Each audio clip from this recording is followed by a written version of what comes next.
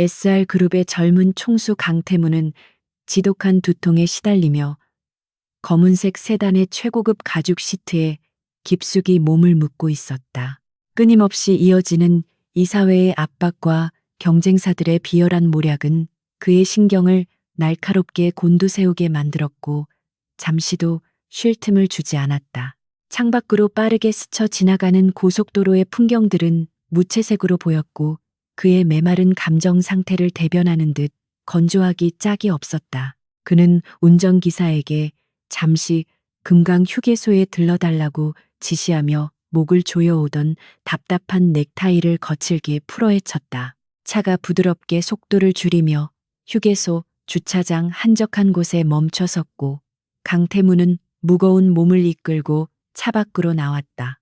차가운 강바람이 그의 뜨겁게 달아오른 얼굴을 스치고 지나갔지만 가슴 깊은 곳에 자리 잡은 답답함은 여전히 해소되지 않았다. 주변에는 가족 단위의 나들이객들이 삼삼오오 모여 웃음꽃을 피우고 있었으나 그 행복한 광경은 오히려 강태무에게 더 큰 고독감을 안겨주었다. 그는 사람들의 시선을 피해 강변이 내려다 보이는 한적한 산책로 쪽으로 천천히 발걸음을 옮겼다. 6개월 전 합의 이혼 서류에 도장을 찍던 날 윤서연의 표정은 지나칠 정도로 담담했고 그 모습이 강태무의 기억 속에 문신처럼 새겨져 있었다. 그녀는 위자료 한 푼 요구하지 않고 단지 자유만을 원한다며 SR 가문의 높은 담장을 미련 없이 걸어 나갔다. 강태무는 그녀가 떠난 후 업무에 더욱 매진하며 기억을 지우려 노력했으나 불쑥 찾아오는 그리움은 이성으로 통제할 수 없는 영역이었다.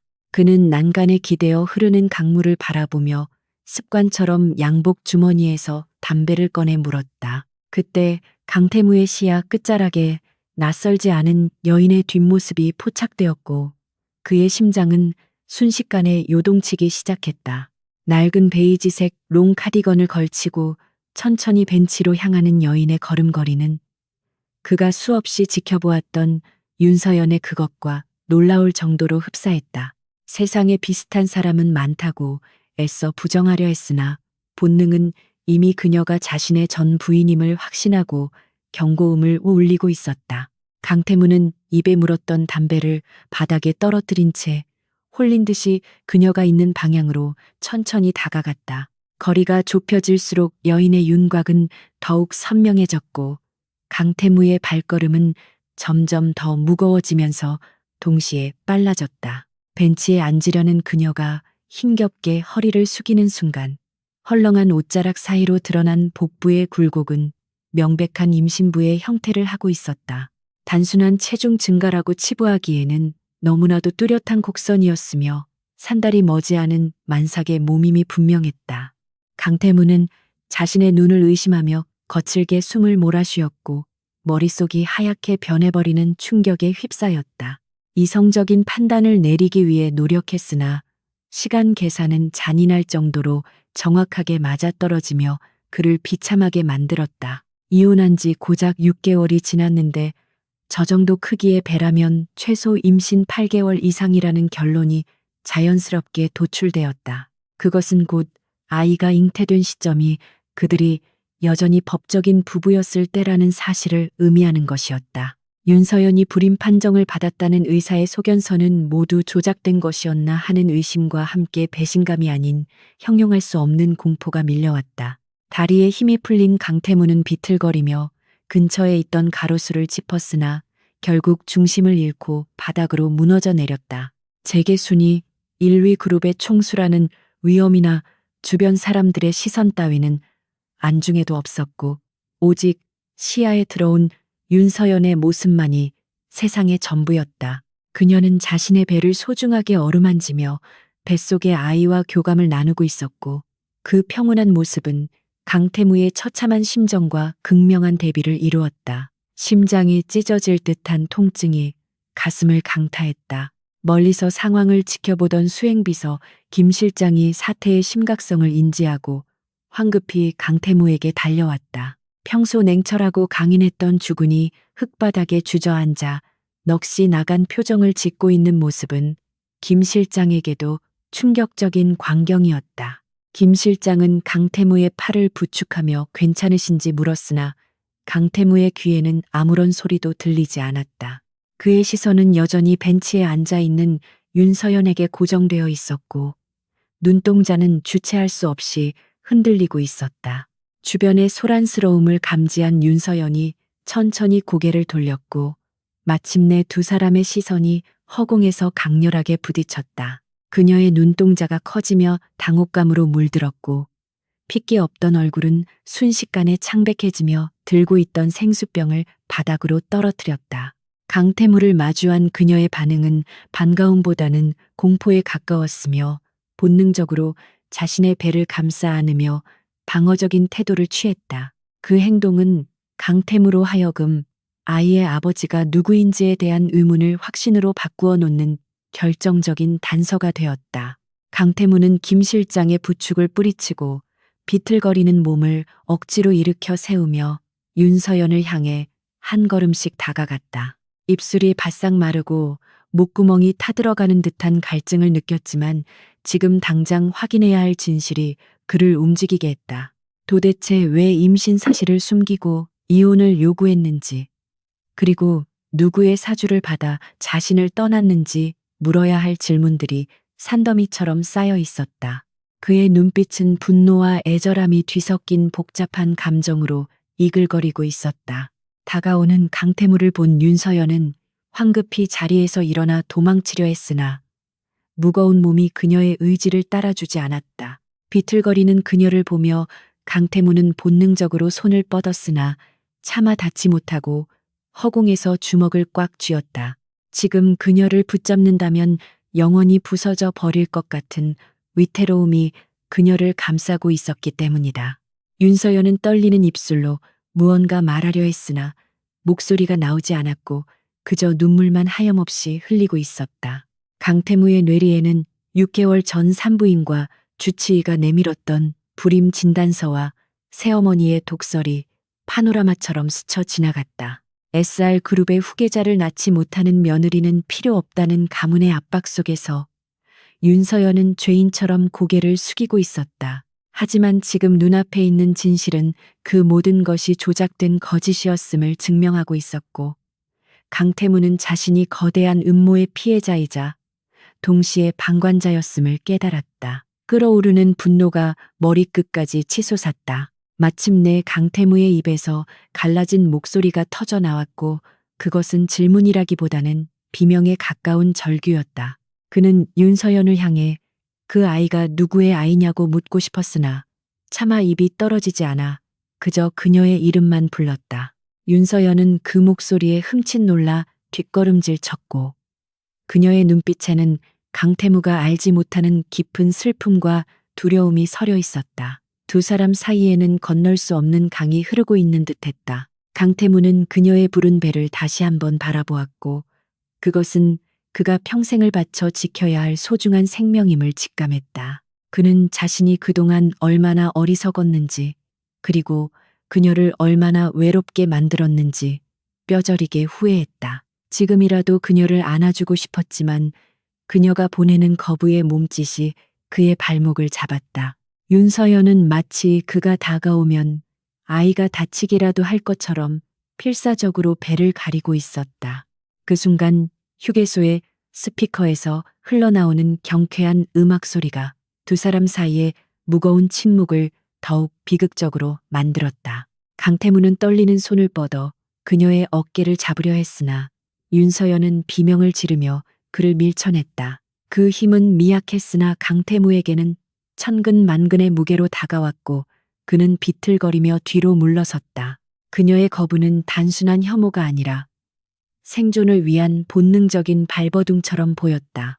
윤서연은 눈물이 가득 고인 눈으로 강태무를 노려보며 제발 모른 척하고 지나가 달라고 애원했다. 그녀의 목소리는 공포에 질려 있었고 그것은 강태무의 가슴을 난도질하는 예리한 칼날이 되었다. 도대체 무엇이 그녀를 이토록 두려움에 떨게 만들었는지 짐작조차 할 수 없었기에 강태무의 혼란은 가중되었다. 그는 그녀가 자신을 두려워한다는 사실을 받아들이기 힘들었다. 강태무는 끓어오르는 감정을 억누르며 최대한 차분한 목소리로 대화를 시도하려 했다. 그는 김 실장에게 눈짓을 보내 주변을 통제하게 한 뒤 윤서연에게 한 걸음 더 다가갔다. 그녀가 또다시 뒷걸음질 치자 그는 자리에 멈춰서서 두 손을 들어 보이며 해치지 않겠다는 신호를 보냈다. 맹수 앞에선 초식동물처럼 떨고 있는 그녀를 진정시키는 것이 최우선이라고 판단했기 때문이었다. 윤서연의 시선은 강태무의 얼굴과 그 뒤에 서 있는 김 실장, 그리고 주차된 검은색 세단을 번갈아 가며 훑었다. 그녀는 마치 누군가가 자신들을 감시하고 있다는 듯이 불안한 눈빛으로 주변을 살폈다. 강태무는 그녀의 그런 행동에서 단순한 부부 갈등이 아닌 더 거대하고 위험한 무언가가 개입되어 있음을 감지했다. 그녀가 도망친 이유는 그가 싫어서가 아니라 그를 포함한 SR그룹 자체였을지도 모른다는 생각이 스쳤다. 강태무는 떨리는 목소리로 아이가 자신의 핏줄이 맞느냐고 단도직입적으로 물었다. 윤서연은 그 질문에 입술을 깨물며 고개를 저었지만 흔들리는 눈동자는 거짓을 말하고 있었다. 그녀의 부정은 강태무에게 오히려 긍정의 확신을 주었고 그는 더 이상 물러설 곳이 없음을 깨달았다. 이제는 진실을 덮으려는 자들과의 전쟁을 선포해야 할 때가 온 것이다. 윤서연은 갑자기 복통을 느끼는지 얼굴을 찡그리며 배를 움켜잡고 신음소리를 내뱉었다. 놀란 강태무가 그녀를 부축하기 위해 달려들었고 이번에는 윤서연도 그를 밀어낼 힘이 없어 그의 품에 무너져 내렸다. 강태무의 팔에 닿은 그녀의 몸은 지나치게 말라 있었고 오직 배만 불러 있어 안쓰러움을 자아냈다. 가까이에서 본 그녀의 얼굴은 고생의 흔적이 역력했다. 강태무는 그녀를 안아 올리려 했으나 윤서연은 마지막 힘을 짜내어 그의 옷자락을 잡고 속삭였다. 그녀는 아이를 지키고 싶다면 자신을 버리고 가라고 말하며 눈물을 흘렸다. 그 말은 강태무의 심장에 불을 지른 격이 되었고 그는 결코 그녀를 놓지 않겠다고 다짐했다. 그는 김 실장에게 당장 차를 대기시키라고 고함치며 그녀를 안아들었다. 강태무의 품에 안긴 윤서연은 익숙한 그의 채취에 잠시 안도감을 느끼는 듯했으나 이내 정신을 차리고 발버둥 쳤다. 하지만 강태무의 팔은 강철처럼 단단하게 그녀를 감싸고 있었고 절대 놓아주지 않겠다는 의지를 보여주었다. 그는 그녀의 귓가에 미안하다는 말을 반복하며 주차장으로 성큼성큼 걸어갔다. 주변 사람들의 수군거림은 그에게 아무런 의미가 없었다. 차에 태워진 윤서연은 체념한 듯 창밖을 바라보며 흐느꼈고 강태무는 그녀의 손을 꼭 잡고 놓지 않았다. 그녀의 손은 거칠어져 있었고 결혼 반지를 끼고 있던 자리에는 하얀 자국만이 남아 있었다. 강태무는 운전기사에게 가장 가까운 병원이 아닌 자신의 개인 별장으로 가라고 지시했다. 지금 그녀에게 필요한 것은 병원이 아니라 완벽한 보안과 휴식이라고 판단했기 때문이었다. 차 안의 공기는 무겁게 가라앉아 있었고 오직 윤서연의 간헐적인 흐느낌 소리만이 정적을 깨고 있었다. 강태무는 복잡한 신경으로 그녀의 옆모습을 바라보며 6개월간의 공백을 메울 방법들을 모색했다. 누가 그녀를 이렇게 만들었는지, 그리고 왜 그녀가 임신 사실을 숨겨야 했는지 반드시 밝혀내겠다고 맹세했다. 그의 눈빛은 차가운 분노로 번뜩였다. 별장으로 향하는 길은 멀고 험난했지만 강태무는 단 한순간도 윤서연의 손을 놓지 않았다.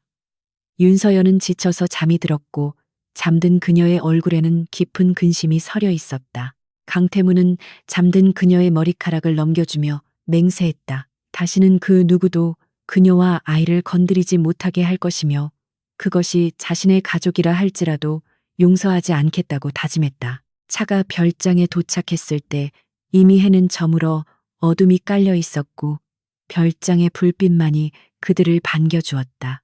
강태무는 잠든 윤서연을 조심스럽게 안고 별장 안으로 들어갔고 김 실장은 뒤를 따르며 보안 시스템을 점검했다. 이제부터 시작될 싸움은 지금까지와는 차원이 다른 전쟁이 될 것임을 모두가 직감하고 있었다.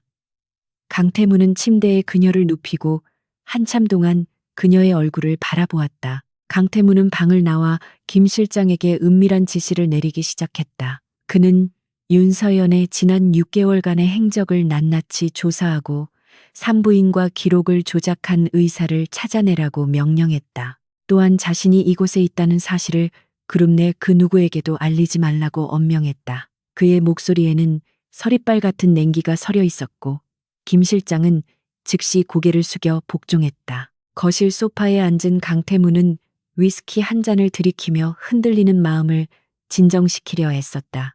6개월 전 이혼을 종용했던 새어머니와 이복 동생들의 얼굴이 떠올랐고 그들의 미소 뒤에 숨겨진 칼날을 이제야 제대로 인식하게 되었다. 그들은 윤서연이 아이를 가졌다는 사실을 알면서도 그녀를 쫓아냈을 가능성이 컸다.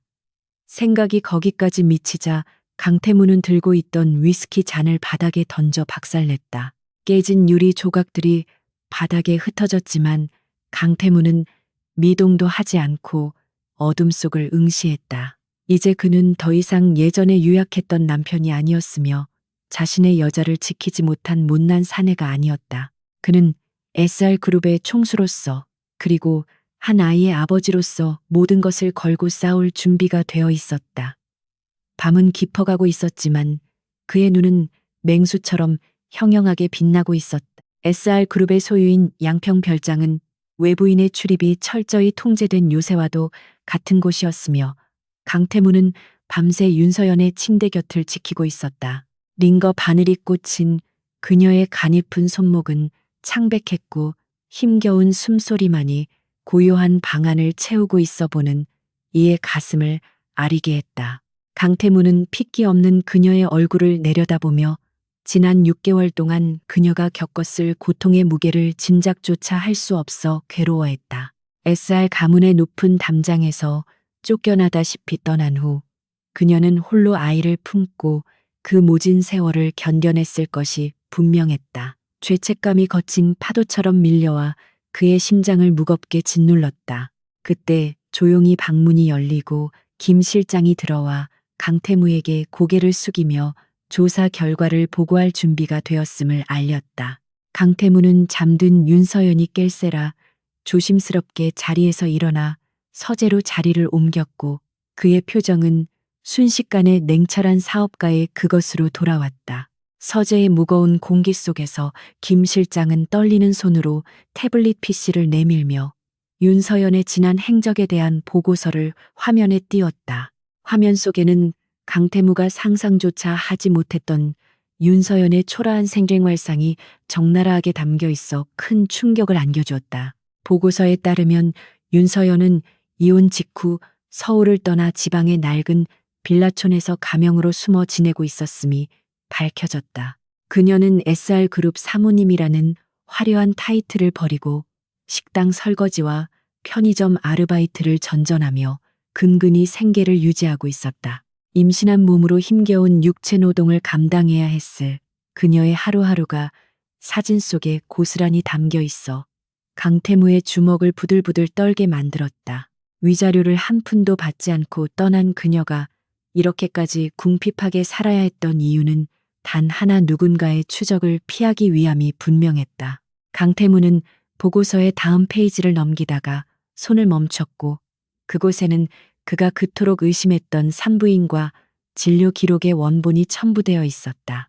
6개월 전 그들이 이혼하기 직전에 발급받았던 불임 진단서는 명백한 조작이었으며 실제로는 이미 임신 초기 단계였다는 충격적인 사실이 드러났다. 당시 주치의였던 박 원장은 SR그룹의 후원을 받는 의료재단의 이사였고 그가 거짓 진단서를 작성했다는 증거들이 속속들이 포착되었다. 강태무는 책상을 내리치며 끓어오르는 분노를 터뜨렸고 그의 눈빛은 맹수처럼 살기를 띠기 시작했다. 강태무의 기억은 자연스럽게 6개월 전 이혼 서류에 도장을 찍던 날에 차가웠던 법원 복도로 되돌아갔다. 그날 윤서연은 유난히 두꺼운 코트를 입고 있었고 강태무는 그것이 단순히 추위 때문이라고 생각했었으나 이제 와서 보니 조금씩 불러오는 배를 감추기 위한 처절한 노력이었음을 깨달았다. 그녀는 마지막 순간까지 강태무의 눈을 피하며 황급히 자리를 떴고 그는 그런 그녀를 붙잡지 않고 차갑게 돌아섰던 자신의 등을 저주했다. 그녀가 느꼈을 공포와 외로움이 늦게 남아 그의 가슴에 비수처럼 꽂혔다. 김 실장은 조심스럽게 말을 이어가며 박 원장의 계좌로 거액의 자금이 흘러들어간 정황을 포착했다고 보고했다. 그 자금의 출처는 해외 페이퍼 컴퍼니를 통해 세탁되었으나 최종 종착지는 강태무의 새어머니인 신 여사가 관리하는 비자금 계좌와 연결되어 있었다. 신 여사는 평소 윤서연을 눈의 가시처럼 여겼고 자신의 친아들을 후계자로 앉히기 위해 혈안이 되어 있었던 야심가였다. 강태무는 흩어져 있던 퍼즐 조각들이 하나둘씩 맞춰지자 소름 끼치는 전율과 함께 차가운 이성을 되찾기 시작했다. 신 여사가 윤서연을 내쫓은 이유는 단순히 며느리가 마음에 들지 않아서가 아니라 그녀가 가진 아이가 SR그룹의 적통 후계자였기 때문이었다. 태어날 아이가 아들이라면 강태무의 입지는 더욱 공고해질 것이고 신 여사의 아들은 영원히 경영권 승계에서 멀어질 수밖에 없는 구조였다. 그렇기에 그들은 아이의 존재 자체를 지워버리려 했고 윤서연은 아이를 살리기 위해 스스로 오명을 쓰고 떠나는 길을 택했던 것이다. 강태무는 윤서연의 깊은 사랑과 희생에 가슴이 미어지는 듯한 통증을 느꼈다. 강태무는 창가로 다가가 어두운 밤하늘을 올려다보며 이제는 자신이 직접 나서야 할 때임을 직감했다. 그는 김 실장에게 즉시 박 원장을 확보하여 안가로 데려오라고 지시했고 신 여사 측이 눈치채지 못하도록 은밀하게 움직일 것을 당부했다. 또한 윤서연이 머물던 지방의 거처를 정리하고 그곳에 남겨진 모든 흔적을 지워 그녀가 증발한 것처럼 꾸미라고 명령했다.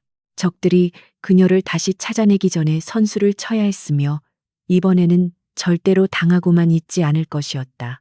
지시를 마친 강태무는 다시 윤서연이 잠들어 있는 방으로 돌아와 침대맡에 앉아 그녀의 헝클어진 머리카락을 정리해 주었다.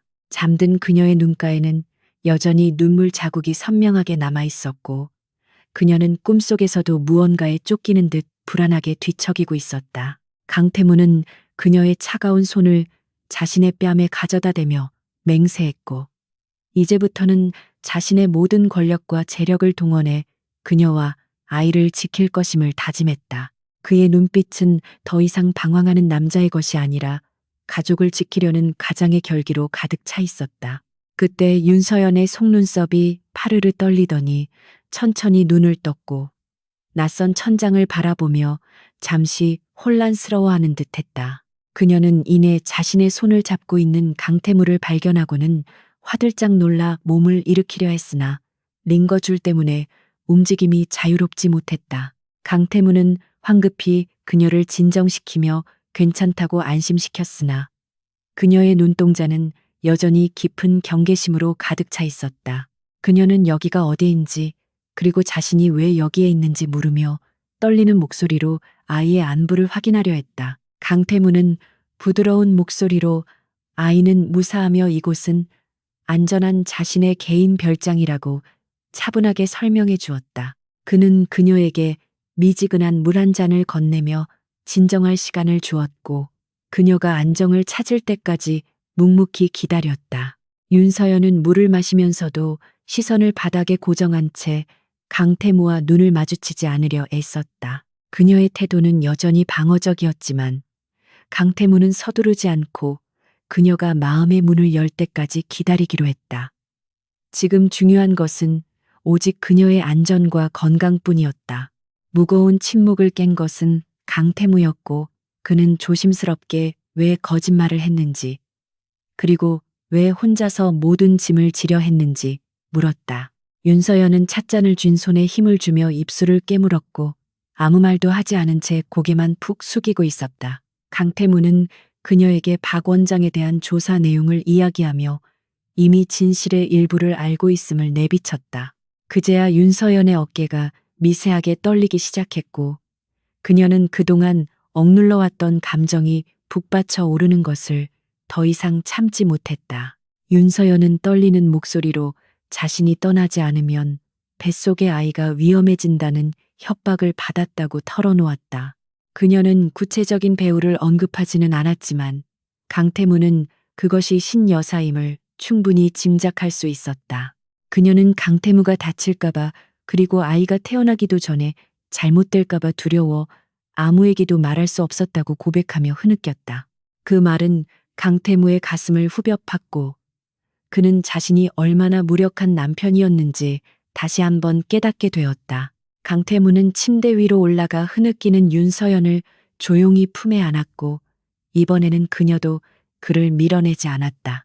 그는 그녀의 등 뒤로 단단한 팔을 두르며 이제는 혼자가 아니라고 속삭였고 반드시 그들에게 뼈아픈 대가를 치르게 하겠다고 약속했다. 그의 따뜻한 품 안에서 윤서연은 오열을 토해냈고 그동안 쌓였던 서름과 공포가 눈물과 함께 쏟아져 나왔다. 강태무는 그녀가 울음을 그칠 때까지 등을 토닥이며 그녀의 고통을 함께 나누었다. 새벽빛이 창틈으로 스며들 무렵 강태무는 잠든 윤서연을 뒤로하고 다시 거실로 나왔다. 그의 표정은 한층 더 단단해져 있었고 이제는 물러설 곳 없는 전쟁터로 나갈 준비를 마친 전사의 모습이었다. 그는 창밖으로 떠오르는 붉은 태양을 바라보며 SR 그룹 내부에 숨어있는 적들을 모조리 찾아내 심판할 계획을 구체적으로 구상했다.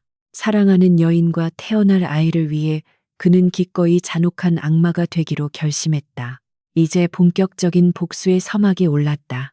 아침 햇살이 양평 별장의 두꺼운 커튼 틈새로 비집고 들어와 윤서연의 감긴 눈꺼풀을 간지럽혔다. 그녀는 무거운 눈을 뜨며 익숙하면서도 낯선 천장 무늬를 바라보았고 잠시 자신이 어디에 있는지 혼란스러워했다. 최고급 침구의 부드러운 감촉과 공기 중에 떠도는 은은한 라벤더 향기는 지난 6개월간 그녀가 머물던 곰팡이 핀 단칸방과는 차원이 다른 안락함이었다. 하지만 곧이어 밀려오는 현실의 자각은 그녀를 다시금 공포의 구렁텅이로 몰아넣었고 심장이 거세게 뛰기 시작했다. 강태무에게 들켰다는 사실은 안도감보다는 그가 위험에 처할지도 모른다는 극심한 불안감을 불러일으켰다. 윤서연은 급히 몸을 일으키려 했으나 손등에 꽂힌 링거 바늘과 묵직하게 불러온 배가 그녀의 움직임을 제한했다. 그녀는 거칠게 숨을 몰아쉬며 링거줄을 뽑아버리려 했고 그 순간 방문이 열리며 강태무가 들어왔다. 그는 쟁반에 따뜻한 죽과 약을 들고 있었는데 그녀의 돌발 행동을 목격하고는 황급히 쟁반을 내려놓고 달려왔다. 강태무의 단단한 손이 그녀의 가녀린 손목을 제압했고 그의 눈빛에는 걱정과 화가 동시에 서려 있었다. 강태무는 낮은 목소리로 도대체 무슨 짓을 하려는 거냐며 그녀를 나무랐고 억지로 침대에 다시 눕혔다. 윤서연은 그를 뿌리치며 제발 자신을 내보내 달라고 애원했고 눈물 고인 눈으로 그를 올려다 보았다. 그녀의 절박한 외침은 단순히 집에 가고 싶다는 투정이 아니라 생존을 위한 처절한 몸부림에 가까웠다. 강태무는 그런 그녀를 보며 가슴 한구석이 욱신거렸지만 절대로 물러서지 않겠다는 듯 그녀의 어깨를 단단히 붙잡았다. 윤서연은 떨리는 입술로 이 아이는 당신 아이가 아니라고 다시 한번 거짓말을 시도했다. 그녀는 강태무의 눈을 똑바로 바라보지 못한 채 다른 남자의 아이라며 모진 말을 쏟아내어 그에게 상처를 주려 했다. 그래야만 그가 자신을 경멸하고 놓아줄 것이라고 믿었기 때문이었으나 그 말은 오히려 강태무의 확신을 굳건하게 만들 뿐이었다. 강태무는 그녀의 거짓말이 너무나 서툴러서 오히려 사랑스럽게 느껴질 지경이었고 비소 섞인 한숨을 내쉬었다. 강태무는 침대 협탁 위에 놓인 서류 봉투를 집어들어 윤서연의 무릎 위에 던지듯 내려놓았다. 그 안에는 김 실장이 밤새 조사한 산부인과 진료 기록과 박 원장의 자백이 담긴 녹취록 사본이 들어 있었다. 그는 차가운 목소리로 이미 모든 것을 알고 있으니 더 이상 연극은 집어치우라고 일갈했다. 윤서연은 떨리는 손으로 서류를 확인했고 자신의 비밀이 낱낱이 파헤쳐진 것을 보자 얼굴이 백지장처럼 하얗게 질렸다. 모든 방어 기제가 무너져 내린 윤서연은 고개를 떨구고 하염없이 눈물을 흘리기 시작했다. 그녀는 강태무가 진실을 알게 되면 신여사와 그 배우 세력이 가만히 있지 않을 것임을 누구보다 잘 알고 있었다. 그녀는 흐느끼며 당신이 감당할 수 있는 상대가 아니라고 소리쳤고 제발 우리 모자를 잊고 살아가라고 호소했다. 그것은 강태무를 지키기 위한 그녀만의 슬프고도 미련한 사랑 방식이었다. 강태무는 침대 끄트머리에 걸터앉아 윤서연의 젖은 뺨을 거칠게 닦아주며 그녀의 눈을 강제로 맞추었다.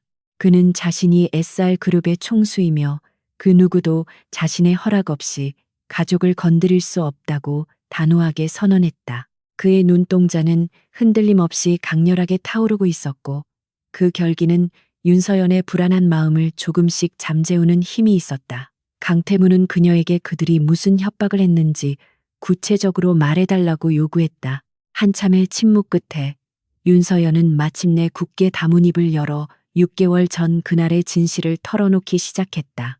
신여사는 윤서연이 임신한 사실을 알게 되자마자 사람을 보내 그녀를 납치하다시피 끌고 갔었다고 고백했다. 그들은 뱃속의 아이를 빌미로 강태무의 경영권을 박탈하겠다는 협박과 함께 아이를 지우지 않으면 사고로 위장해 둘 다 죽이겠다고 위협했었다. 그 끔찍했던 기억을 떠올리는 것만으로도 윤서연의 몸은 사시나무 떨듯 떨렸다. 강태무는 주먹을 꽉 쥐어 손톱이 살을 파고들 정도로 분노를 억누르며 그녀의 이야기를 경청했다. 자신의 새어머니가 권력을 위해서라면 갓 태어날 생명조차 짓밟을 수 있는 악마라는 사실에 치가 떨렸다. 그는 윤서연을 품에 안고 그녀의 등을 쓰다듬으며 그동안 혼자 겪었을 공포를 위로했다. 이제는 자신이 그 모든 짐을 짊어질 것이며 그들에게 지옥을 보여주겠다고 속으로 다짐했다.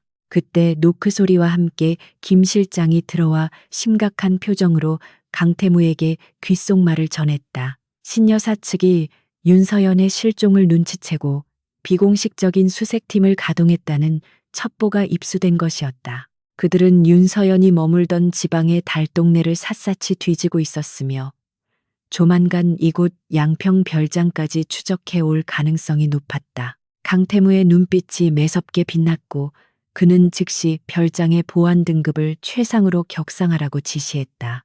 강태무는 윤서연에게 당분간 이곳에서 한 발자국도 나가지 말 것을 당부하며 그녀를 안심시켰다. 그는 외부와의 모든 연락을 차단하고 오직 자신과 김 실장만이 출입할 수 있도록 조치하겠다고 말했다. 윤서연은 불안한 눈빛으로 그를 바라보았지만 이제는 그를 믿고 의지하는 수밖에 없음을 깨달았다. 강태무의 단단한 어깨는 그녀가 기댈 수 있는 유일한 버팀목이었다. 강태무는 잠시 회사로 돌아가 사태를 수습하고 올 테니 얌전히 있으라고 말하며 자리에서 일어났다. 윤서연은 그의 옷자락을 잡으며 가지 말라고 눈으로 말했지만 강태무는 그녀의 손을 꼭 잡아주며 금방 돌아오겠다고 약속했다. 그는 지금 전면전을 피하고 시간을 벌어야만 그녀와 아이를 안전하게 지킬 수 있다는 계산이 서 있었다. 회사에 가서 아무 일도 없었던 것처럼 연기하며 적들의 빈틈을 노려야 했다. 별장을 나선 강태무는 대기하고 있던 경호팀장에게 윤서연의 경호를 목숨 걸고 사수하라고 명령했다.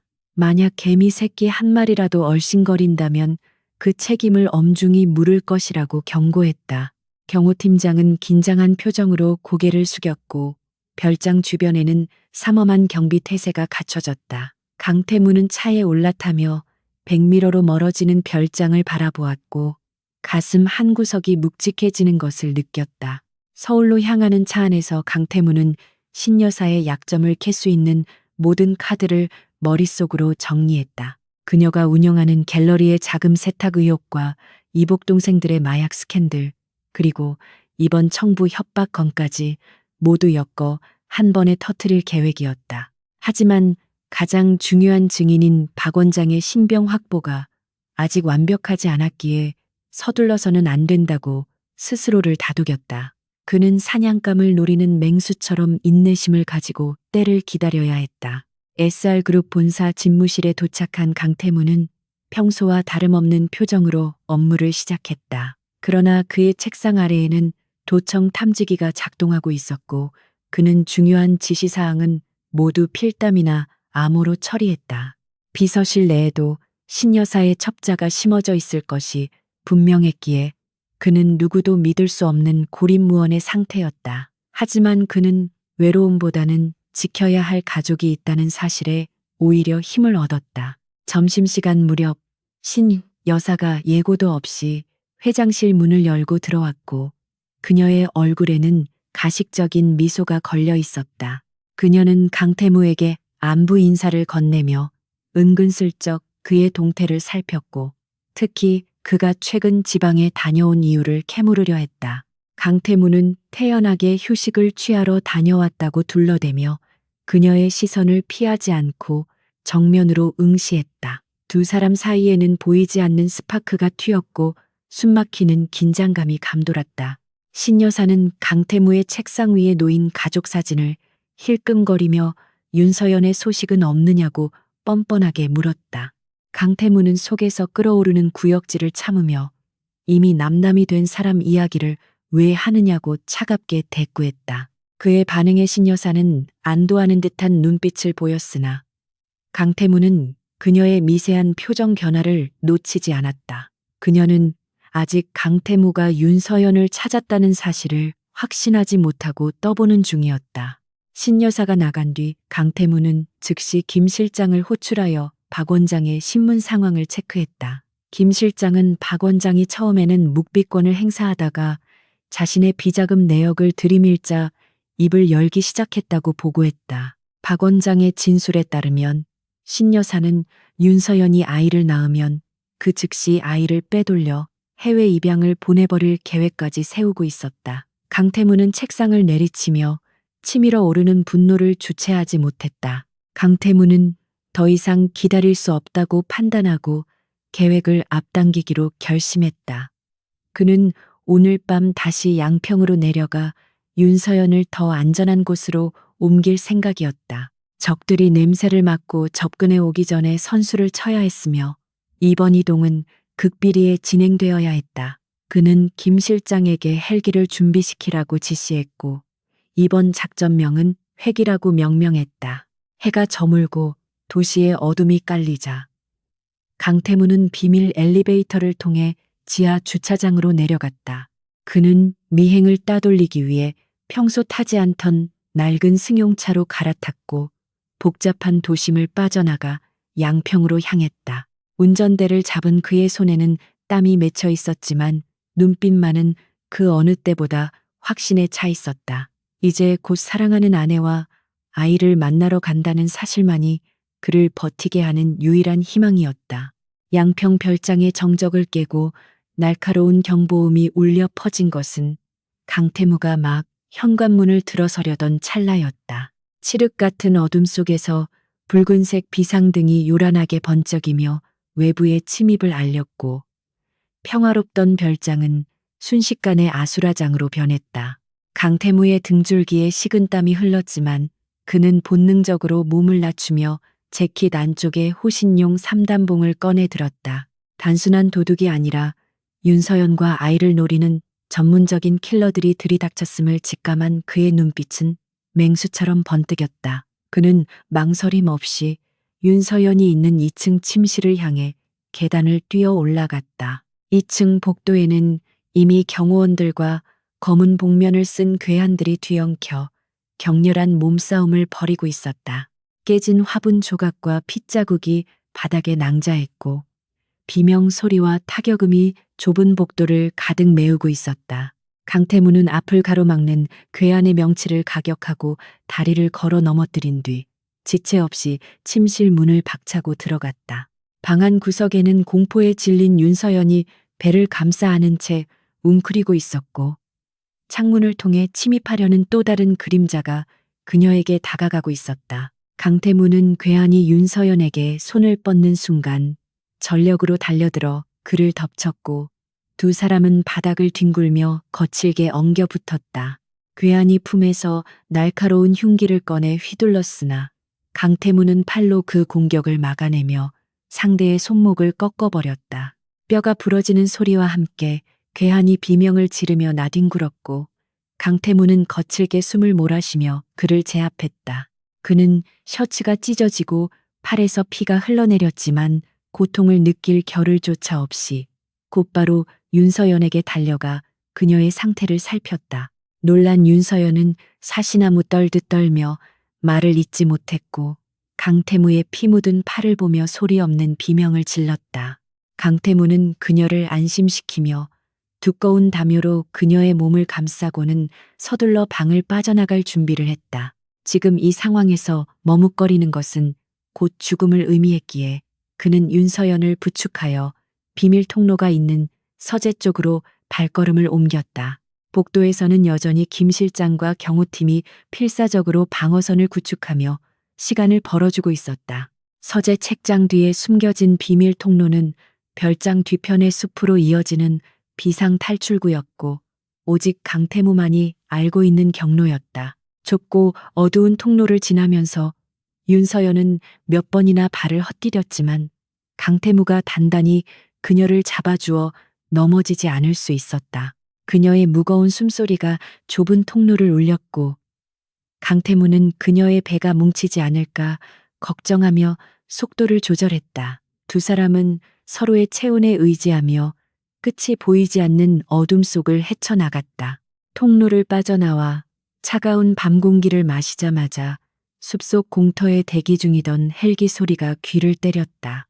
프로펠러가 일으키는 거센 바람에 나뭇가지들이 요란하게 흔들렸고 강태무는 윤서연을 안고 헬기를 향해 전력 질주했다. 뒤이어 쫓아온 괴한들이 숲속에서 모습을 드러냈으나 김 실장이 이끄는 지원팀이 도착해 그들을 저지하며 총격전이 벌어졌다. 총성이 밤하늘을 가르는 급박한 상황 속에서 강태무는 윤서연을 헬기에 먼저 태우고 자신도 몸을 실었다.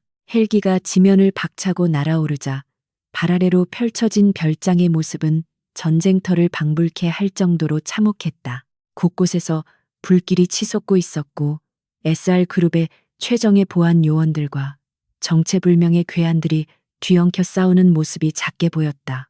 강태무는 창밖을 응시하며 주먹을 꽉 쥐었고 자신의 안이한 판단이 윤서연을 위험에 빠뜨렸다는 자책감에 치를 떨었다. 이번 습격은 신여사와 최 전무가 더 이상 눈치를 보지 않고 실력 행사에 나섰다는 명백한 증거였다. 윤서연은 충격으로 인해 탈진한 상태였고 창백해진 얼굴로 헬기 좌석에 기대어 가쁜 숨을 몰아쉬고 있었다. 강태무는 구급상자를 꺼내 그녀의 혈압과 맥박을 체크하며 응급 조치를 취했고 따뜻한 물을 먹여 그녀를 진정시켰다. 그녀는 강태무의 손을 잡고 놓지 않으려 했고 그 손끝에서 전해지는 떨림이 그녀의 공포를 고스란히 전달해 주었다. 강태무는 그녀의 손등에 입을 맞추며 이제는 정말 안전하다고 몇 번이고 속삭여 주었다. 헬기는 서울을 벗어나 강원도 깊은 산속에 위치한 SR그룹의 데이터 센터 겸 안전가옥인 블랙하우스에 착륙했다. 이곳은 핵전쟁이 일어나도 버틸 수 있도록 설계된 요새와도 같은 곳으로 신여사의 정보망으로도 찾을 수 없는 절대 안전구역이었다. 미리 대기하고 있던 의료진이 윤서연을 신속하게 침대로 옮겼고 정밀 검사가 시작되었다. 강태무는 검사실 밖에서 초조하게 서성거리며 김 실장으로부터 상황 보고를 기다렸다. 얼마 후 김 실장에게서 걸려온 전화는 강태무의 예상을 빗나가지 않았고 습격범들은 최 전무가 고용한 사설 용병들이었다. 그들 중 생포된 자의 입에서 나온 정보는 충격적이었는데 목표는 윤서연의 납치가 아니라 살해였다는 것이었다. 사고사로 위장하여 그녀와 태아를 동시에 제거하려 했던 그들의 잔혹함에 강태무는 치가 떨려 말이 나오지 않았다. 이것은 단순한 경영권 다툼이 아니라 명백한 살인 미수 사건이었다. 안정을 되찾은 윤서연이 깨어나자 강태무는 그녀의 곁으로 다가가 조심스럽게 그동안 있었던 일들에 대해 물었다. 윤서연은 한참을 망설이다가 6개월 전 발생했던 의문의 교통사고에 대해 입을 열었다. 당시 그녀가 몰던 차의 브레이크가 고장나 가드레일을 들이받았으나 경찰은 단순 운전 미숙으로 사건을 종결지었다고 했다.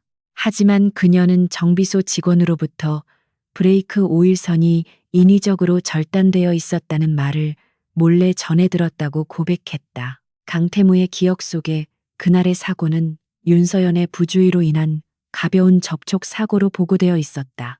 그는 당시 바쁜 업무 핑계로 사고 처리를 비서실에 일임했었는데 그 비서실장이 바로 최전무의 신복이었다는 사실을 이제야 깨달았다. 자신이 아내를 탓하며 무심하게 넘겼던 그 사고가 사실은 그녀를 죽이려는 첫 번째 시도였다는 진실에 강태무는 숨이 턱 막혀왔다. 그는 자신이 살인자들의 공범이나 다름없었다는 죄책감에 고개를 들 수 없었다. 윤서연은 그 사고 이후로 누군가 자신을 미행하고 있다는 느낌을 지울 수 없었고 집안에서도 도청 장치를 발견했다고 털어놓았다. 그녀가 강태무에게 이 사실을 알리려 했으나 신 여사가 먼저 선수를 쳐 그녀를 정신적으로 불안정한 상태로 몰아갔고 강태무마저 그녀의 말을 믿지 않게 만들었다. 고립무원의 처지에서 아이를 지키기 위해 그녀가 할 수 있었던 유일한 선택은 강태무를 떠나 숨어버리는 것뿐이었다. 모든 진실을 알게 된 강태무는 윤서연 앞에 무릎을 꿇고 하염없이 눈물을 흘리며 용서를 구했다. 자신의 무관심과 오만이 사랑하는 사람을 사지로 내몰았다는 사실을 뼈저리게 후회하며 그는 오열했다. 윤서연은 그런 강태무의 머리를 감싸 안으며 함께 울었고 두 사람은 서로의 상처를 보듬으며 비로소 진정한 부부로서의 유대감을 회복했다. 이제 그들 사이에는 더 이상의 비밀도 오해도 존재하지 않았다. 강태무는 눈물을 닦고 자리에서 일어나며 이제부터는 자신이 사냥감이 아니라 사냥꾼이 되겠다고 선언했다. 그는 김 실장에게 연락하여 최전무와 신 여사의 모든 불법 거래 내역과 살인 교사 혐의를 입증할 증거를 수집하라고 명령했다. 또한 언론을 이용해 윤서연이 실종 상태인 것처럼 꾸며 적들을 방심하게 만든 뒤 결정적인 순간에 그들의 목을 조를 계획을 세웠다. 그의 눈빛은 더 이상 슬픔에 잠겨있지 않고 복수의 칼날처럼 예리하게 빛났다. 블랙하우스의 지하 상황실에서는 SR그룹 내 강태무의 친위 세력들이 모여 반격 작전을 논의하기 시작했다. 그들은 신여사의 자금주를 차단하고 최 전무의 용병 조직을 와해시키기 위한 구체적인 시뮬레이션을 돌렸다. 강태무는 모니터 화면에 띄워진 조직도를 바라보며 암적인 존재들을 하나하나 제거해 나갈 순서를 정했다. 이번 싸움은 SR그룹의 주인을 가리는 전쟁이자 정의를 구현하는 성전이 될 것이었다. 밤이 깊어갔지만 강태무는 잠들지 못하고 윤서연이 잠든 방을 지키며 그녀의 숨소리에 귀를 기울였다. 그는 뱃속의 아이에게 손을 얹고 아빠가 반드시 이 지옥 같은 상황을 끝내고 평화로운 세상을 선물하겠다고 약속했다. 창밖으로 동이 터오며 붉은 여명이 밝아오고 있었고 그것은 곧 다가올 피해 숙청을 예고하는 듯했다. 강태무는 넥타이를 고쳐매며 새로운 전쟁의 시작을 알리는 아침을 맞이했다. 강태무는 아침 식사를 준비하는 수행원들에게 윤서연의 영양식단을 꼼꼼히 챙길 것을 지시하고 집무실로 향했다. 그는 오늘 이사회에 참석하여 아무 일도 없었던 것처럼 연기하며 적들의 동태를 살필 예정이었다. 가면을 쓴 채 웃고 있는 그들의 얼굴을 마주하며 속으로는 파멸의 카운트다운을 셀 것이었다. 그의 발걸음은 그 어느 때보다 무겁지만 확신에 차 있었다. 강태무가 SR그룹 본사 로비에 들어서자 직원들의 시선이 일제히 그에게로 쏠렸고 곳곳에서 수근거리는 소리가 들려왔다. 며칠간 자리를 비웠던 총수의 복귀는 그 자체로 큰 뉴스거리였으나 강태무의 표정은 마치 영혼이 빠져나간 사람처럼 무기력해 보였다.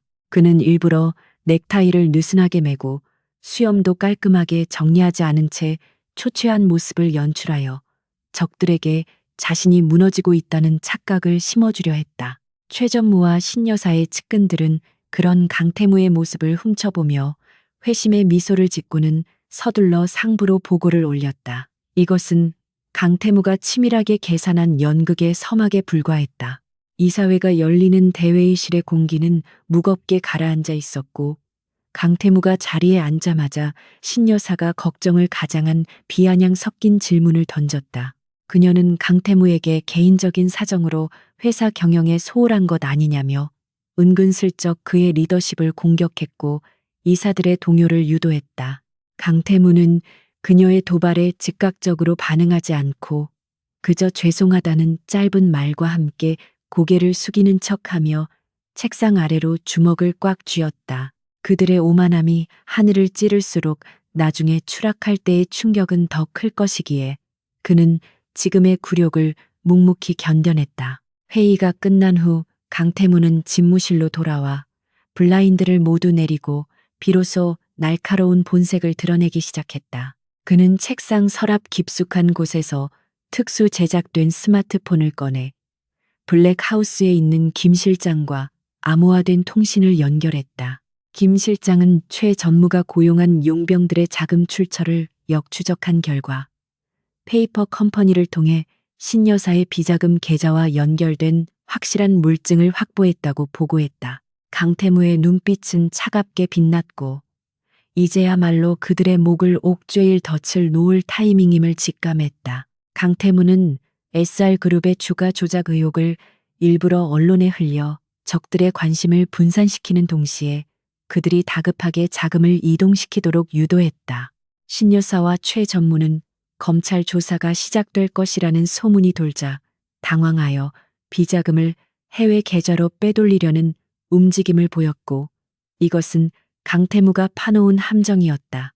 강태무의 사이버 보안팀은 그들이 접속한 서버를 실시간으로 해킹하여 자금 이체 내역과 불법 거래 장부를 통째로 복사하고 있었다. 적들은 자신들이 쥐고 있는 패가 모두 읽히고 있다는 사실을 꿈에도 모른 채 파멸의 구렁텅이로 걸어 들어갔다. 한편 블랙하우스의 안전한 방에서 윤서연은 TV 뉴스를 통해 SR그룹을 둘러싼 혼란스러운 상황을 지켜보고 있었다. 화면 속에 비친 강태무의 모습은 위태로워 보였지만 윤서연은 그가 연기하고 있음을 단번에 알아차릴 수 있었고 그의 깊은 속내를 이해했다. 그녀는 불룩해진 배를 쓰다듬으며 뱃속의 아이에게 아빠가 우리를 위해 거대한 악과 싸우고 있다고 조용히 속삭여 주었다. 과거의 오해와 불신은 씻은 듯이 사라졌고 이제 그녀의 마음속에는 강태무에 대한 굳건한 믿음과 사랑만이 자리 잡고 있었다. 강태무는 밤늦게까지 집무실에 남아 최 전무의 최측근인 재무이사를 은밀하게 호출하여 독대했다. 그는 재무이사에게 신 여사가 꼬리 자르기를 위해 모든 죄를 당신에게 뒤집어 씌우려 한다는 증거 자료를 내밀며 그를 회유하고 협박했다. 충격을 받은 재무이사는 살기 위해 강태무에게 충성을 맹세했고 신 여사가 사주한 윤서연 살해 계획의 녹취록 원본이 담긴 USB를 넘겨주었다. 그것은 이 전쟁의 종지부를 찍을 수 있는 결정적인 스모킹건이었으며 강태무의 손에 들어온 순간 승패는 이미 결정난 것이나 다름없었다. 증거를 손에 넣은 강태무는 창가에 서서 화려하게 빛나는 서울의 야경을 내려다보며 쓰디쓴 승리의 예감을 맛보았다. 그는 내일 열릴 정기주주총회에서 이 모든 진실을 세상에 폭로하고 SR그룹을 좀먹던 기생충들을 모조리 도려낼 계획을 세웠다. 그것은 단순한 복수가 아니라 사랑하는 아내와 태어날 아이에게 깨끗하고 정의로운 세상을 물려주기 위한 아버지로서의 숭고한 결단이었다.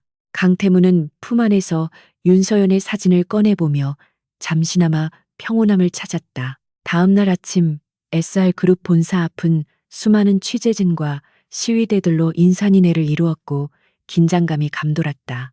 강태무는 말끔한 정장 차림으로 차에서 내렸고 그의 당당한 발걸음은 어제와는 확연히 다른 카리스마를 뿜어내고 있었다. 쏟아지는 플래시 세례 속에서도 그는 흔들림 없는 눈빛으로 정면을 응시하며 주주 총회장으로 향했다. 로비에서 마주친 신여사는 강태무의 변화된 태도에 잠시 멈칫했지만 이내 코웃음을 치며 자신의 승리를 확신하는 듯 여유로운 미소를 지어 보였다. 주주 총회장은 각계각층의 주주들과 이해 관계자들로 가득 찼고 팽팽한 긴장감이 흐르는 가운데 강태무가 단상에 올랐다. 그는 준비해온 연설문을 덮어버리고 마이크를 잡은 채 회장 전체를 압도하는 침묵을 만들어냈다. 강태무는 오늘 이 자리에서 SR그룹의 미래를 결정짓는 중대 발표를 하겠다고 선언하며 뒤편의 대형 스크린을 가리켰다. 신여사와 최 전무는 불안한 기색을 감추지 못하고 서로 눈빛을 교환하며 무언가 잘못 돌아가고 있음을 감지했다. 스크린에는 6개월 전 윤서연의 교통사고 현장 사진과 병원 진료 기록, 그리고 어제 확보한 자금 세탁 내역이 차례대로 떠올랐다. 장내는 순식간에 술렁거렸고 주주들은 경악을 금치 못하며 웅성거리기 시작했다. 강태무는 차분하지만 힘있는 목소리로 이 모든 사건의 배후에 있는 인물들을 고발한다고 외치며 신여사와 최 전무를 손가락으로 가리켰다. 그의 선언은 마치 천둥 소리처럼 장내를 울렸고 모든 시선이 두 사람에게 집중되었다. 당황한 신여사는 자리에서 벌떡 일어나 고함을 치며 강태무가 조작된 증거로 자신을 모함하고 있다고 발악했다. 하지만 강태무는 눈 하나 깜짝하지 않고 재무이사로부터 넘겨받은 녹취록을 재생시켰고 스피커를 통해 신여사의 날카로운 목소리가 흘러나왔다. 윤서연을 처리하고 아이를 없애라는 그녀의 잔혹한 명령이 적나라하게 공개되자 장내는 충격과 공포로 얼어붙었다. 신여사는 얼굴이 사색이 되어 자리에 주저앉았고 최 전무는 도망칠 구멍을 찾느라 두리번거렸다. 강태무는 보안 요원들에게 신호하여 미리 대기하고 있던 검찰 수사관들을 회의장 안으로 진입시켰다. 수사관들이 들이닥치자 최 전무의 경호원들이 저항하려 했으나 이미 강태무 측에 매수된 그들은 순순히 길을 터주었다. 강태무는 단상에서 내려와 수갑이 채워지는 신여사에게 다가가 차가운 눈빛으로 마지막 인사를 건넸다. 당신의 탐욕이 스스로를 파멸시켰다는 그의 말에 신여사는 악에 바친 비명을 질렀으나 이미 늦은 후회일 뿐이었다. 모든 상황이 정리되고 난 뒤 강태무는 다시 마이크 앞에 서서 주주들과 국민들에게 깊이 고개 숙여 사과했다. 그는 가족의 비리를 막지 못한 자신의 책임을 통감하며 전문 경영인 체제 도입과 지배 구조 개선을 약속했다. 그의 진심 어린 사과와 결단에 주주들은 박수로 화답했고 SR그룹은 새로운 변화의 물결을 맞이하게 되었다. 강태무는 안도의 한숨을 내쉬며 땀에 젖은 이마를 닦았고 가장 먼저 떠오른 사람은 윤서연이었다. 회의장을 빠져나온 강태무는 대기하고 있던 차에 올라타 곧장 블랙하우스로 향하며 윤서연에게 전화를 걸었다. 수화기 너머로 들려오는 그녀의 떨리는 목소리를 듣자 긴장이 풀리며 온몸에 힘이 빠져나가는 것을 느꼈다. 그는 모든 것이 끝났고 이제 집으로 돌아갈 수 있다고 말하며 울먹이는 그녀를 달래주었다. 차창 밖으로 스쳐 지나가는 풍경은 어제와 다를 바 없었지만 강태무의 눈에는 훨씬 더 밝고 희망차게 보였다. 주주총회장은 순식간에 아수라장으로 변했고 신여사의 날카로운 비명소리가 회의장 높은 천장에 메아리 쳤다. 그녀는 자신의 팔을 붙잡는 검찰 수사관들을 향해 저주 섞인 욕설을 퍼부으며 거칠게 저항했으나 이미 대세는 기울어진 뒤였다. 그동안 SR그룹의 안주인 행세를 하며 무소불위의 권력을 휘둘렀던 그녀의 마지막은 처참할 정도로 비굴하고 초라했다. 수많은 카메라 플래시가 쉴 새 없이 터지며 그녀의 일그러진 얼굴을 포착했고 이 장면은 실시간으로 전국에 생중계되며 그녀의 사회적 매장을 확정지었다.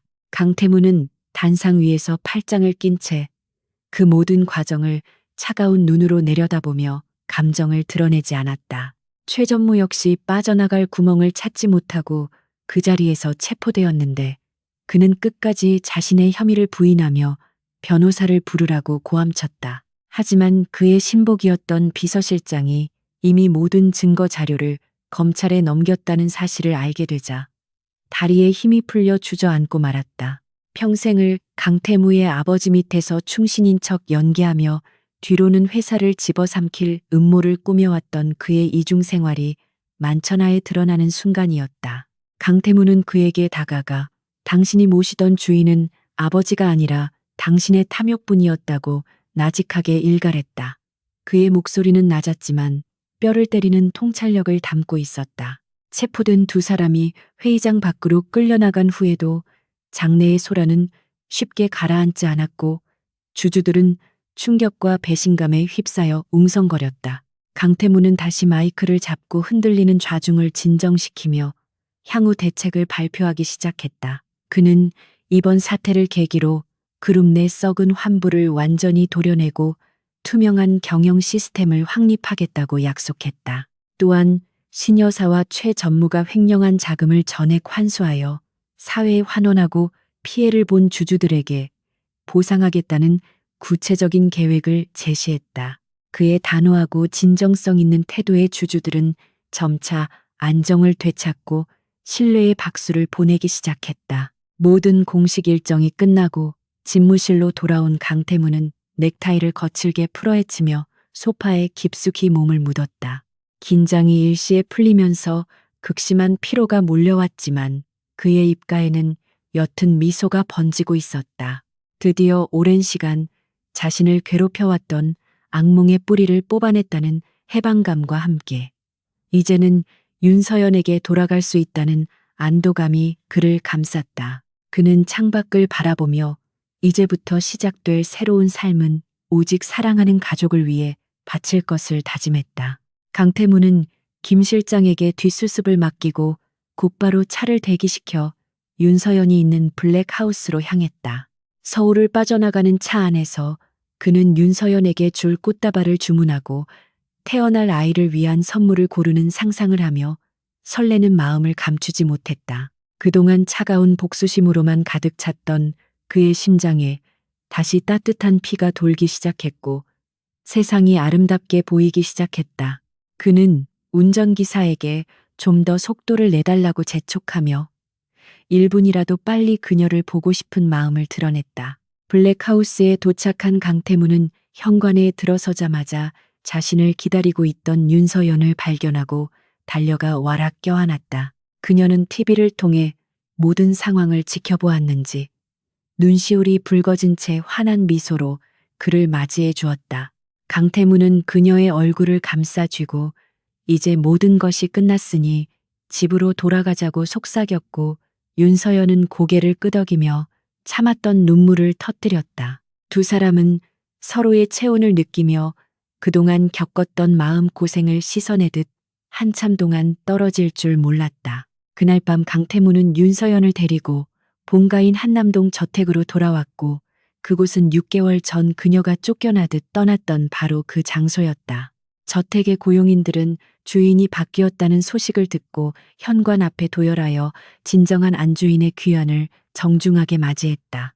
윤서연은 잠시 머뭇거리며 강태무의 옷자락을 잡았지만 강태무는 그녀의 손을 꼭 잡고 당당하게 걸어 들어갔다. 이제 이곳은 그녀를 가두는 감옥이 아니라 그녀와 아이를 지켜줄 가장 안전하고 따뜻한 보금자리가 될 것이었다. 며칠 후 강태무는 구치소에 수감된 신 여사를 면회하기 위해 차가운 접견실을 찾았다. 수의를 입고 화장기 없는 얼굴로 나타난 신 여사는 예전에 기품 있던 모습은 온데간데 없고 도끼만 남은 노파에 불과했다. 그녀는 강태무를 보자마자 유리벽을 치며 네가 감히 나한테 이럴 수 있느냐고 악을 썼지만 강태무는 미동도 하지 않았다. 그는 그녀가 저지른 죄목들이 적힌 공소장을 유리에 붙이며 당신이 받을 형량은 무기징역이 될 것이라고 차갑게 통보했다.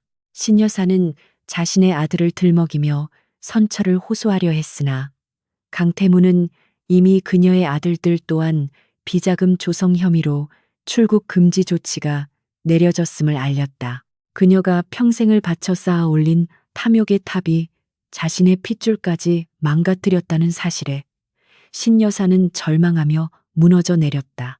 강태무는 더 이상 그녀와 섞을 말이 없다는 듯 자리에서 일어나며 부디 그곳에서 남은 생을 속죄하며 살라고 마지막 인사를 건넸다. 뒤에서 들려오는 그녀의 오열 소리는 그에게 아무런 감흥도 주지 못했다.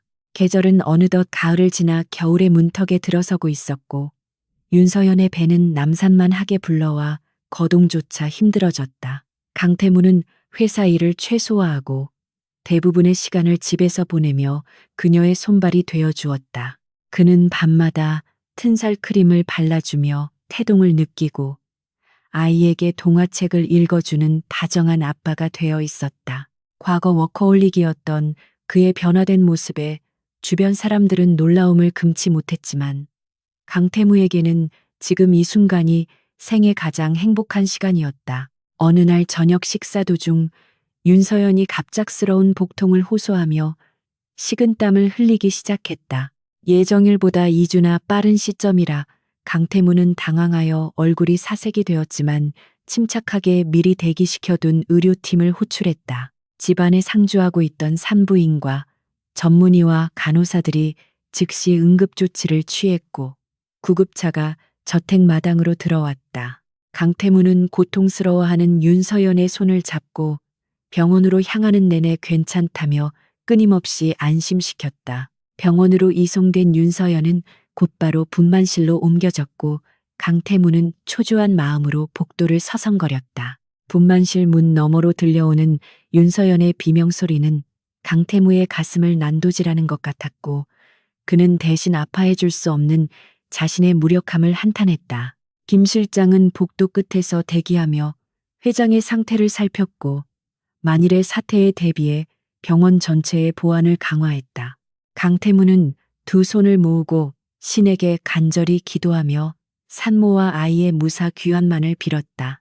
시간이 얼마나 흘렀을까? 분만실에 불이 꺼지고 굳게 닫혀있던 문이 열리며 의사가 땀을 닦으며 나왔다. 강태무는 의사의 표정을 살피며 숨을 죽였고 의사는 환한 미소를 지으며 건강한 아들이라고 축하 인사를 건넸다. 그 말을 듣는 순간 강태무의 다리에 힘이 풀리며 벽에 기대어 주저앉았고 안도의 눈물이 볼을 타고 흘러내렸다. 그는 의사에게 연신 고맙다는 말을 반복하며 떨리는 가슴을 진정시켰다. 강태무는 소독을 마치고 신생아실 유리창 너머로 곤히 잠든 아기를 처음 마주했다. 붉은 피부에 꼬물거리는 손가락을 가진 그 작은 생명체는 강태무와 윤서연을 반반씩 닮아 있었다. 그는 유리벽에 손을 대고 아기에게 안녕이라고 작게 속삭였고 가슴 벅찬 감동의 말을 잊지 못했다.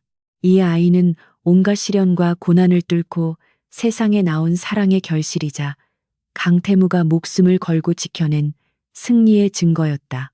병실로 옮겨진 윤서연은 지친 기색이 역력했지만 품에 안긴 아이를 바라보는 눈빛만은 세상 그 누구보다 행복해 보였다. 강태무는 그녀의 젖은 머리카락을 넘겨주며 고생했다고 사랑한다고 속삭이며 이마에 입을 맞추었다.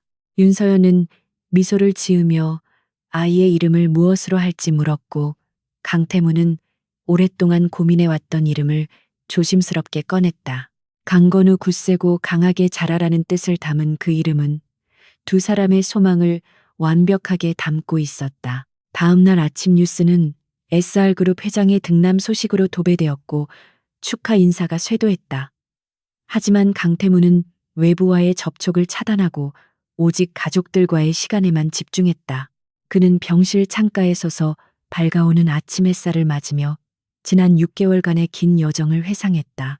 금강 휴게소에서 절망에 빠져 무너져 내렸던 그날이 있었기에 지금의 행복이 더욱 소중하게 느껴졌다. 퇴원하는 날 병원 로비는 수많은 취재진으로 북새통을 이루었지만 강태무는 피하지 않고 당당하게 윤서연과 아이를 데리고 나갔다. 그는 한 손으로는 아기 바구니를 들고 다른 한 손으로는 윤서연의 허리를 감싸 안으며 카메라 앞에 섰다. 쏟아지는 플래시 세례 속에서도 그는 가족을 보호하듯 단단한 눈빛을 보였고 그 모습은 SR그룹의 새로운 시대가 열렸음을 알리는 상징적인 장면이 되었다. 이제 그들 앞에는 꽃길만이 펼쳐져 있을 것이라고 세상에 선포하는 듯했다. 강태무는 차 뒷좌석에 윤서연과 아이를 태우고 자신도 옆에 앉아 그들을 바라보았다. 창밖으로 스쳐 지나가는 겨울 풍경은 앙상했지만 그들의 차 안은 봄처럼 따뜻했다. 윤서연은 아이를 토닥이며 평온한 미소를 짓고 있었고 강태무는 그 모습을 눈에 담으며 영원히 이 행복을 지키겠다고 다시 한번 다짐했다. 차는 부드럽게 한남동 저택을 향해 미끄러져 나갔고 그들의 진짜 이야기는 이제부터 시작이었다. 세월은 유수와 같이 흘러 어느덧 3년이라는 시간이 지났고 SR그룹은 강태무 회장의 혁신적인 리더십 아래 창사 이래 최대의 전성기를 맞이하고 있었다. 과거의 보수적이고 폐쇄적이었던 기업 문화는 완전히 사라졌고 능력 중심의 투명한 경영 시스템이 자리 잡으면서 재계의 모범 사례로 꼽히고 있었다. 강태무는 더 이상 공포의 대상이 아닌 존경받는 리더로서 직원들의 신망을 한몸에 받고 있었으며 그의 집무실 문은 언제나 열려 있었다. 하지만 그가 가장 중요하게 여기는 철칙은 단 하나 특별한 비상 상황이 아니라면 저녁 6시에는 반드시 칼같이 퇴근하여 가족의 품으로 돌아가는 것이었다. 오후 5시 50분이 되자 강태무는 서류 결제를 서둘러 마치고 자리에서 일어났으며 김 실장은 익숙한 듯 그의 외투와 차키를 챙겨 들었다. 비서실 직원들은 회장의 빠른 퇴근을 당연하게 여기며 밝은 미소로 인사를 건넸고 강태무 역시 가벼운 농담을 던지며 화기애애한 분위기를 연출했다. 과거 차가운 얼음장 같았던 그의 모습은 온데간데 없고 이제는 여유와 부드러움이 넘치는 중년 신사의 품격이 느껴졌다. 그는 엘리베이터 거울에 비친 자신의 모습을 점검하며 아들이 좋아할 만한 장난감 가게를 들를지 고민하는 평범한 아버지의 모습이었다. 한남동 저택의 육중한 대문이 열리고 강태무의 차가 마당으로 들어서자마자 거실 통창 너머로 작은 그림자가 쏜살같이 뛰어나오는 것이 보였다. 올해로 3살이 된 아들 강건우는 아빠의 퇴근 소리에 하던 놀이를 멈추고 현관까지 마중 나오는 것이 하루 중 가장 중요한 일과였다. 강태무는 차문을 열기도 전에 얼굴에 한박웃음을 지으며 아이를 맞이할 준비를 했고 건우는 아빠라는 외침과 함께 그의 품으로 달려들었다. 강태무는 아이를 번쩍 들어올려 공중으로 띄우며 하루 동안 쌓였던 모든 피로가 눈 녹듯 사라지는 것을 느꼈다. 뒤이어 윤서연이 온화한 미소를 지으며 현관으로 나왔고 그녀의 모습은 3년 전과는 비교할 수 없을 정도로 건강하고 활기차 보였다. 그녀는 더 이상 숨어 지내던 도망자가 아니라 SR재단의 이사장으로서 소외 계층 아동들을 후원하는 사회적 활동에 앞장서고 있었다. 강태무는 한 팔에는 아들을 안고 다른 한 팔로는 아내의 허리를 감싸며 그녀의 볼에 가볍게 입을 맞추었다. 집 안가득 퍼지는 고소한 저녁 식사 냄새와 가족들의 웃음소리는 강태무가 목숨을 걸고 지켜낸 평범하지만 가장 위대한 행복이었다.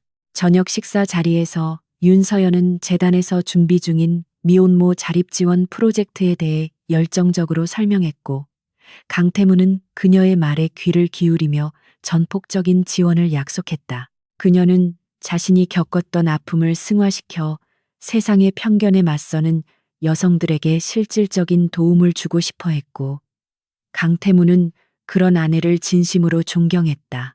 건우는 식탁 의자에 앉아 서투른 젓가락질로 반찬을 집으려 애썼고 그 모습이 너무나 사랑스러워 부부는 서로 눈을 마주치며 웃음을 터뜨렸다. 그들의 대화에는 더 이상 과거의 그늘이나 두려움이 끼어들 틈이 없었다. 식사를 마친 후 강태무는 건우를 목욕시키고 침대에 눕혀 동화책을 읽어주는 육아 당번을 자처했다. 아이는 아빠의 낮은 목소리를 자장가 삼아 금세 잠이 들었고 강태무는 잠든 아이의 이마를 쓰다듬으며 한참을 바라보았다. 3년 전 이 아이의 존재조차 모르고 살았던 시절을 생각하면 지금도 등골이 오싹해지곤 했다. 그는 아이가 편안하게 숨쉬는 모습을 확인하고 나서야 조심스럽게 방을 빠져나왔고 거실 소파에 앉아 있는 윤서연의 곁으로 다가갔다. 부부는 와인 한 잔을 기울이며 모처럼 찾아온 둘만의 오붓한 시간을 즐겼고 대화의 주제는 자연스럽게 다가오는 주말 계획으로 이어졌다. 강태무는 날씨가 좋으니 오랜만에 장거리 드라이브를 가자고 제안했고 윤서연은 좋은 생각이라며 동의했다. 그는 잠시 망설이다가 조심스럽게 목적지를 금강 휴게소로 정하는 것이 어떻겠냐고 물었다. 윤서연은 잠시 멈칫했지만 이내 따뜻한 미소를 지으며 고개를 끄덕였고 그것은 과거의 아픈 기억을 이제는 완전히 극복했음을 의미하는 무언의 긍정이었다. 다음 날 아침 강태무는 직접 운전대를 잡고 가족들을 태운 채 서울을 벗어나 고속도로를 달리기 시작했다. 창밖으로 스쳐 지나가는 풍경은 3년 전 그날처럼 무채색이 아니라 알록달록한 단풍으로 물든 아름다운 가을의 절경이었다. 뒷좌석 카시트에 앉은 건우는 창밖을 가리키며 연신 감탄사를 내뱉었고 윤서연은 아이의 재롱에 맞장구를 치며 즐거워했다. 강태무는 백미러를 통해 그 모습을 지켜보며 핸들을 잡은 손에 힘을 주었고 가슴 벅찬 행복감을 느꼈다. 차가 금강 휴게소에 도착하자 강태무는 일부러 3년 전 자신이 차를 세웠던 그 자리에 주차를 했다. 그때는 혼자였고 절망과 고통에 몸부림치며 차에서 내렸지만 지금은 사랑하는 가족들과 함께였다. 차문을 열고 내리자 시원한 강바람이 불어왔고 그것은 더 이상 차갑게 느껴지지 않았다. 강태무는 건우의 손을 잡고 윤서연과 나란히 걸으며 휴게소 광장으로 향했고 주변 사람들은 행복해 보이는 그 가족을 부러운 눈길로 바라보았다. 강태무와 윤서연은 3년 전 그녀가 만삭의 몸으로 힘겹게 앉아 있었던 그 벤치를 찾아 천천히 걸어갔다. 벤치는 여전히 그 자리에 있었고 그 뒤로 흐르는 강물도 변함없이 유유자적하게 흐르고 있었다. 강태무는 잠시 감회에 젖어 벤치를 어루만지며 그때 자신이 느꼈던 충격과 공포, 그리고 뒤이어 찾아왔던 후회의 감정들을 떠올렸다. 만약 그때 이곳에 들르지 않았다면 지금의 행복은 존재하지 않았을 것이라는 생각에 가슴이 철렁 내려앉았다. 윤서연은 강태무의 손을 꼭 잡으며 당신이 나를 찾아내줘서 정말 고마웠다고 나지막이 고백했다. 그때 그녀는 세상 끝 벼랑에 서 있는 심정이었고 그가 나타났을 때 두려움보다는 사실 안도감이 더 컸었다고 털어놓았다. 강태무는 그녀를 마주보며 자신이 더 고맙다고 말했고 당신과 건우를 잃었다면 내 인생은 껍데기뿐이었을 것이라고 답했다. 두 사람은 서로의 눈을 깊이 응시하며 변치 않는 사랑을 확인했고 그들 사이로 따스한 가을 햇살이 쏟아져 내렸다. 그때 건우가 벤치 주변을 뛰어다니다가 넘어져 울음을 터뜨렸고 두 사람은 황급히 아이에게 달려가 상태를 살폈다. 다행히 다친 곳은 없었고 단지 놀라서 우는 것이었기에 강태무는 아이를 안아 올리며 익살스러운 표정으로 달래주었다. 건우는 아빠의 장난에 금세 울음을 그치고 까르르 웃음을 터뜨렸고 윤서연은 주머니에서 손수건을 꺼내 아이의 눈물을 닦아주었다. 이 소소하고 평범한 일상이 주는 기쁨은 그 무엇과도 바꿀 수 없는 보물이었다. 강태무는 아이를 목마 태우고 휴게소 전망대에 올라가 넓게 펼쳐진 강을 바라보며 심호흡을 했다. 그는 문득 교도소에 수감 중인 신여사와 최전무를 떠올렸지만 이제 그들은 그의 마음속에서 먼지 같은 존재에 불과했다. 그들은 평생을 차가운 철창 안에서 자신들의 죄를 뉘우치며 살아가야 할 것이고 강태무는 그들을 용서할 생각도 복수할 생각도 없었다. 그저 철저하게 무관심으로 일관하는 것이 그들에게 내릴 수 있는 최고의 형벌이라고 생각했다. 전망대 난간에 기대어 선 윤서연은 강바람에 날리는 머리카락을 쓸어 넘기며 강태무에게 다가와 섰다. 그녀는 이제 더 이상 도망칠 곳을 찾는 불안한 여인이 아니라 한 남자의 아내이자 한 아이의 엄마로서 단단하게 뿌리내린 나무와 같았다. 강태무는 그녀의 어깨를 감싸 안으며 앞으로도 평생 당신의 그늘이 되어주겠다고 약속했다. 윤서연은 그의 가슴에 머리를 기대며 당신이 있어 내 세상은 완벽하다고 속삭였다. 해가 뉘엿뉘엿 저물어가며 서쪽 하늘을 붉게 물들이기 시작했고 강물 위로 윤슬이 보석처럼 반짝였다. 강태무는 이 아름다운 풍경을 가족과 함께 볼 수 있다는 사실에 감사하며 건우에게 저 태양처럼 밝고 따뜻한 사람이 되라고 말해 주었다. 건우는 아빠의 말을 알아듣기라도 한 듯 고사리 같은 손으로 해를 가리키며 옹알이를 했다. 세 사람의 그림자가 길게 늘어지며 하나로 겹쳐졌고 그것은 결코 떨어질 수 없는 그들의 운명을 상징하는 듯했다. 강태무는 휴게소를 떠나기 전 마지막으로 뒤를 돌아보며 3년 전에 자신에게 작별 인사를 고했다. 그날의 고통과 절망은 이제 아름다운 추억의 밑거름이 되었고 그는 더 단단해진 마음으로 미래를 향해 나아갈 준비를 마쳤다. 그는 차에 올라타 시동을 걸었고 부드러운 엔진 소리와 함께 차는 다시 고속도로 위를 미끄러지듯 달리기 시작했다. 백미러에 비친 금강 휴게소의 풍경이 점점 작아지더니 이내 시야에서 사라졌다. 집으로 돌아가는 길 차 안에는 평온한 클래식 음악이 흐르고 건우는 다시 잠이 들어 새근거리는 숨소리를 내고 있었다. 강태무는 조수석에 앉은 윤서연의 손을 잡고 운전을 했고 그녀는 그의 손등에 자신의 손을 포개며 따뜻한 온기를 나누었다. 그들은 말하지 않아도 서로의 마음을 온전히 이해하고 있었고 앞으로 펼쳐질 그들의 삶이 평탄치만은 않을지라도 함께라면 두려울 것이 없음을 알고 있었다. 강태무는 운전대를 잡은 손에 힘을 주며 마음속으로 되뇌었다. 6개월의 이별이 가져다 준 시련은 그들을 더욱 강하게 만들었고 금강 휴게소에서의 재회는 신이 주신 두 번째 기회였다고. 그는 이제 SR그룹의 회장이기 이전에 윤서연의 남편이자 강건우의 아버지로서 남은 생을 살아갈 것이라고 맹세했다.